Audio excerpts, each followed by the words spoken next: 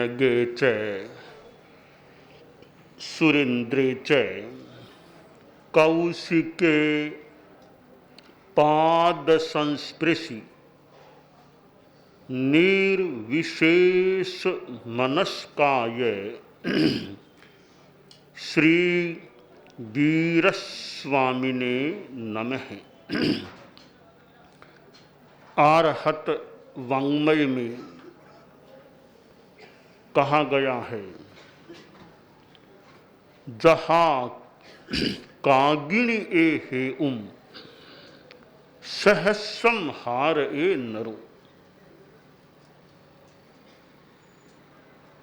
एक शिक्षा है कि अल्प के लिए थोड़े के लिए बहुत को नहीं खोना चाहिए। माँ अप्पेण बहुम लुम्पहा आश्रय दो, कि लाभ थोड़ा हो और नुकसान ज्यादा हो, ऐसा काम नहीं करना चाहिए। हम साधु के संदर्भ में सोचें तो एक श्लोक है, शीलब्बयाइम जो बहुफलाइम हंतूण सुख महिलसई धी दुब्बलो तवस्सी कोडी ए काकिणीम किणई। एक साधु के पास जो सन्यास का धन है, साधुत्व का जो धन है, बहुत बड़ी संपदा होती है। अब कोई साधु जो संत बन गया है, कुछ वर्ष हो गए हैं संत बने को, फिर सोचता है अरे यहाँ क्यों आ गया, संन्यास क्यों ले लिया, वापिस घर परिवार में जाऊं, संन्यास को छोड़ दूं, वहाँ सुख में रहूंगा। अगर वह ऐसी भूल भरी बात कर देता है, संन्यास साधुत्व को छोड़ देता है और घर गृहस्थ में चला जाता है, तो थोड़े लाभ के लिए कितनी बड़ी आध्यात्मिक संपदा को उसने डुबो दिया, खो दिया। साधुत्व की जो संपदा है,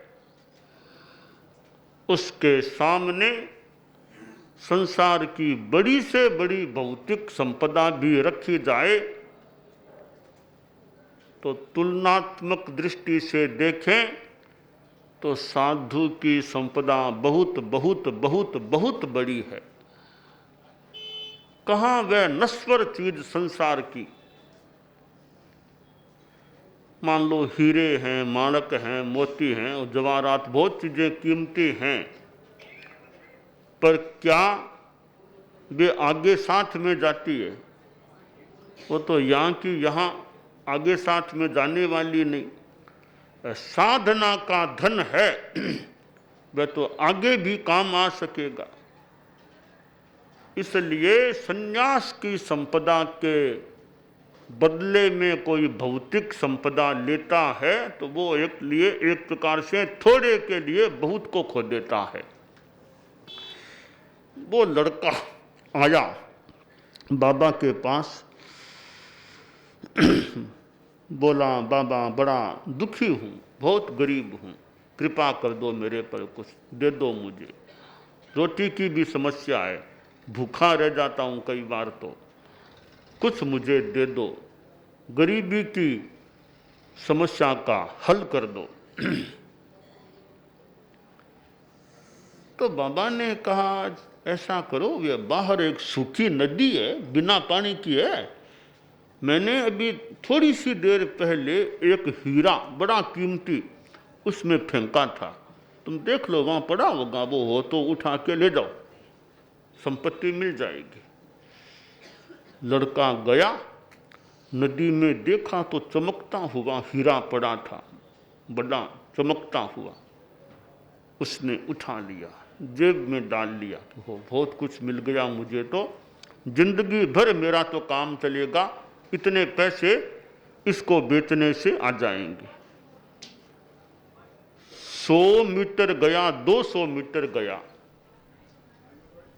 तब लड़के के मन में एक प्रश्न पैदा हो गया कि बाबा ने कहा था कि मैंने फेंका था, उसको ले जाओ। इसका मतलब फेंकी हुई चीज मुझे दी है बाबा ने। आदमी फेंकता क्या है सामान्यतया? कूड़ा करकट इन चीजों को फेंकता है, भी फेंको, बाहर फेंको। तो जिसको घर से निकाल कर बाहर फेंका है, जैसे हम कूड़ा करकट फेंकते हैं वैसे फेंका होगा, तो वो मुझको दी है। ऐसा मेरे साथ क्यों किया? बाबा को देना था तो अपने कोई अंदर से डिबिया से निकाल के मुझे देते, तब फेंका है वो ले जाना। तो ये फेंकी हुई वस्तु मुझे दी है, इसमें कौन सी बड़ी बात हो गई? इसका मतलब बाबा ने इसको बेकार मान के फेंका होगा, और इसका मतलब और कोई काम की चीज उनके पास है तब इसको फेंका होगा, अथवा इससे भी ज्यादा कोई कीमती चीज बाबा के पास है तब इसको फेंका होगा। तो मुझे भी वो चीज लेनी चाहिए जो बाबा के पास है, बहुत कीमती है, इससे बहुत ज्यादा कीमती है। बच्चा लौटा, फिर आ गया बाबा के पास, बोला बाबा कि क्यों बेटा, वो मिल गया? नहीं मिला क्या वो हीरा? बाबा वो तो मिल गया, तो और क्या चाहिए? तुम्हारा काम तो हो गया, हीरा मिल गया, जाओ, अब यहाँ क्यों आए हो? बाबा एक प्रश्न हो गया दिमाग में, पैदा हो गया। क्या प्रश्न हो गया? कि सन्यासी प्रवर, आपने मुझको फेंकी हुई चीज दी है, हैं? इतनी फेंकी हुई, मानो एकदम निरर्थक सी होगी, वो मुझे दी है। कोई बढ़िया चीज तो देते, अंदर से निकाल के देते। फेंकी हुई मुझे लेने के लिए कहा आपने, इतना मुझे आपने हल्का आदमी समझा कि लो फेंकी हुई चीज दे दो तुम, इतना मेरा अपमान किया आपने। कोई घर में आए तो घर की चीज देगा, जा बाहर से ले जा, ऐसा कोई कहेगा? अतिथि भी आए तभी आओ बैठो, कोई अंदर से चीज लाएगा, पानी तो पिलाएगा, घर में से पिलाएगा ना। ऐसा नहीं कि बाहर प्रिय दो, बाहर से ले दो, ऐसे थोड़ी कोई आमतौर से अच्छे आदमी को बोलते हैं। तो आपने मेरे साथ ये क्या किया? बाहर फेंकी हुई वस्तु लेने के लिए मुझे कहा, इतना मुझे आपने नीच आदमी, सामान्य आदमी समझा है, और आपने उसको फेंका है तो आपने उसको बेकार, जरूर बेकार माना तब फेंका होगा। काम की चीज तो कौन फेंकता है? आपने उसको बेकार समझा है, तो मुझे आपने बेकार चीज दी है, बेकार चीज मुझको दी है आपने। जरूर आपके पास और भी बढ़िया चीज है, तभी तो आपने बेकार की चीज फेंकी होगी। मुझे वो चाहिए जो आपके पास बढ़िया चीज है। बाबा प्रसन्न हुआ कि बच्चा गहराई में गया है, कुछ विशेष पाना चाहता है। सन्यासी बोला, बेटा इससे बढ़िया चीज तुम ले सकते हो क्या मेरे से? कि बाबा क्यों नहीं लूंगा। इससे भी बढ़िया जिसको आपने फेंक दिया वो तो बेकार की चीज है, इससे बढ़िया कोई चीज आपके पास है तो मैं तो वो जरूर लेना चाहूंगा। तो बाबा बोला, ले लोगे ना? जरूर लूंगा, मैं इससे बढ़िया चीज लूंगा। सन्यासी बोला, इससे बढ़िया चीज है मेरा सन्यास, मेरी साधना, साधुत्व। ये दे दो, ये दे दो मुझको, आप अपना सन्यास मुझको दे दो। तो मेरा सन्यास क्यों दे दूं? मेरा तो मेरे पास रहेगा ही, तेरे लिए तेरा तुमको दे दूं मैं।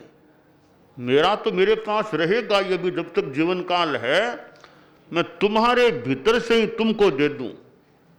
बाबा ने तत्व बोध दिया और बच्चे को सन्यास का प्रत्याख्यान नियम दिला दिया और सन्यासी बना लिया। यह है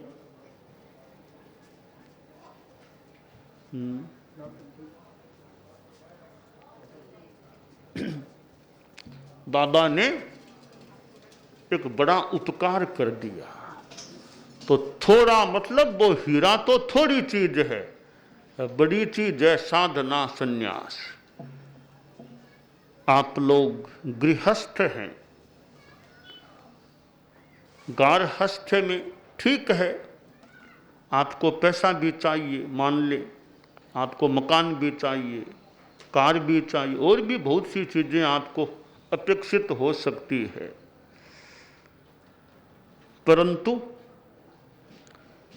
धन चाहिए तो धन से भी बढ़िया चीज है धर्म।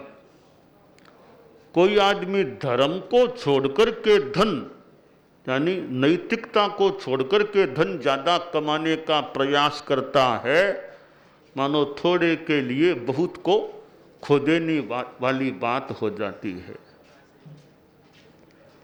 श्रावक अरहन्नक था और मानो वो परीक्षा के रूप में उसके सामने जब संकट की स्थिति आ गई कि जहाज को डुबो दिया जाएगा या तो धर्म को छोड़ो वरना जहाज को डुबो दिया जाएगा। अब उसके सामने दो चीजें हो गई कि एक और धर्म, एक और यह जीवन, एक कोई जाएगा। जैसी घोषणा हो रही है कि धर्म को छोड़ दो तो नहीं डूबोगे, धर्म को नहीं छोड़ोगे तो जहाज को डुबोया जाएगा, तुम मरोगे, यह स्थिति लग रही थी। अब एक का चयन करना था। अरहन्नक ने, हम कल्पना कर लें, सोचा होगा कि धर्म को क्यों छोड़ूं, अगर मैं धर्म को नहीं छोड़ूंगा, हम कल्पना ही कर लें, नहीं छोड़ूंगा तो मान लो एक बार डूबूंगा, इस जीवन में यह जीवन जाएगा, एक बार डूबूंगा। अगर मैंने धर्म को छोड़ दिया तो पता नहीं आगे कितना भव में कितना डूबता रहूंगा। तो धर्म को तो नहीं छोड़ना है, मरेंगे तो मरेंगे, जीवन जाएगा तो जाएगा, धर्म तो साथ में रहेगा ना, धर्म का प्रभाव तो साथ में रहेगा। तो कोई परवाह नहीं करनी है मुझे प्राण की, प्राणों की परवाह नहीं है, प्राण को अटल नहीं अपेक्षा है औरों की, स्वयं लक्ष्य को गे एक तुम्हारे ही वचनों का, एक तुम्हारे ही वचनों, भगवन प्रतिपल सबल सहारा, प्रभो तुम्हारे पावन पथ पर जीवन अर्पण है। तो अरहन्नक मानो तैयार हो गया, जीवन जाए तो जाए, जीवन तो एक दिन जाना ही है, जीवन तो एक दिन जाना ही जाना है, थोड़ा बाद में थोड़ा पहले क्या ज्यादा फर्क पड़ेगा। धर्म को नहीं जाने दूं, मैं नहीं छोड़ूंगा। धर्म को छोड़ दिया फिर रहेगा क्या मेरे पास, फिर क्या बचेगा, क्या संपत्ति, मूल्यवान महत्वपूर्ण संपत्ति बचेगी। धर्म को नहीं छोड़ा। धर्म वह वस्त्र नहीं जो चाहो तो ओढ़ लो, चाहो तो उतार दो। हालांकि सामायिक तो होती है, चाहो तब ले ली, बना पा ली, उतार दी, वो तो इतना तो हो सकता है, पर जो जीवन भर के जो संकल्प हैं वो तो जिंदगी भर आत्मा में रम गए, ऐसे होने चाहिए। तो आप लोग गृहस्थ हैं तो अरहन्नक तो आपके ही परिवार का मान लो, हमारे परिवार का तो वह था नहीं, अरहन्नक तो आपके परिवार का ही था, यानी गृहस्थ था वो तो।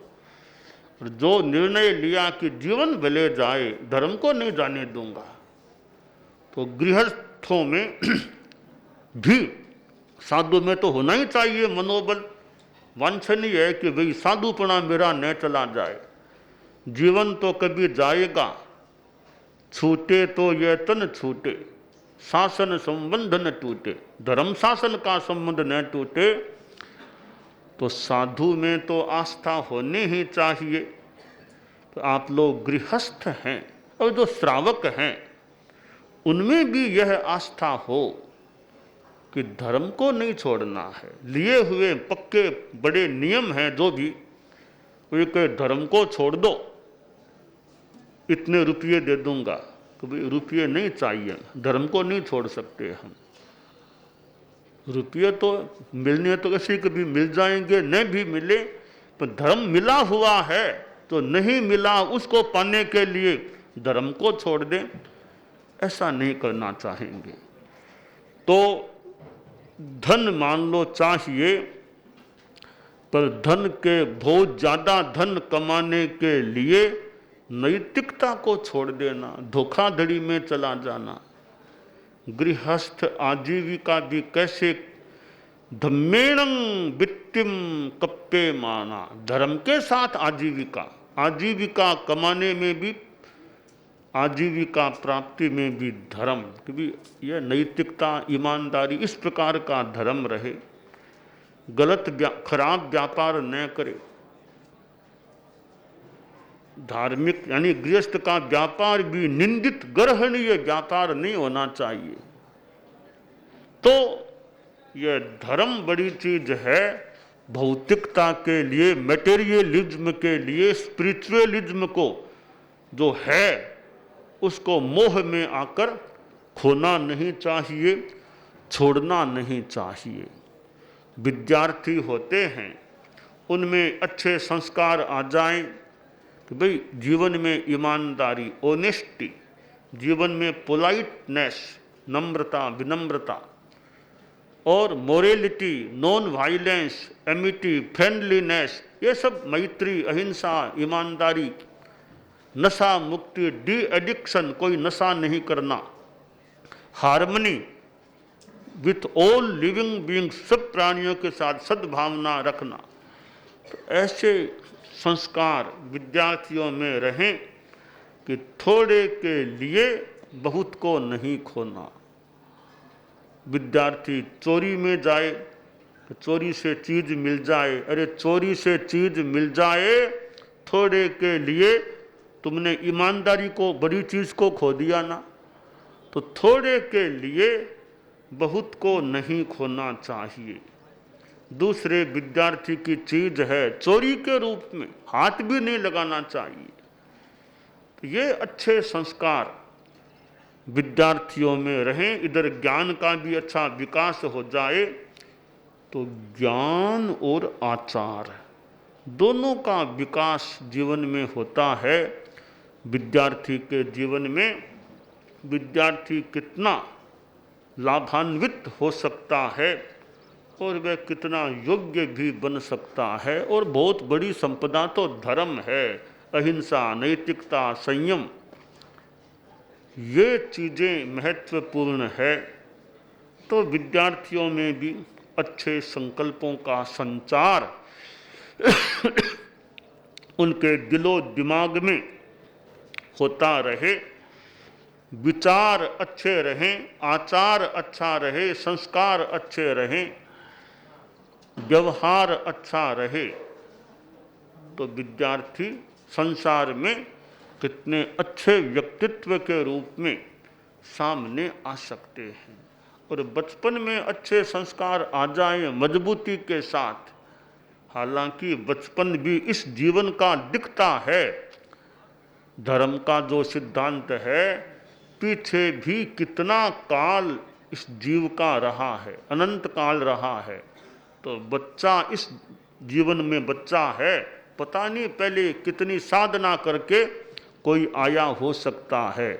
तो माँ अप्पेण बहुम लुम्पहा, श्री अल्प के लिए बहुत को नहीं खोना चाहिए। जीवन में सद्गुणों की संपदा को पुष्ट रखना चाहिए। तुच्छ चीज़ों के लिए अपने सद्गुणों की संपदा को यथा संभवतया नहीं खोना चाहिए।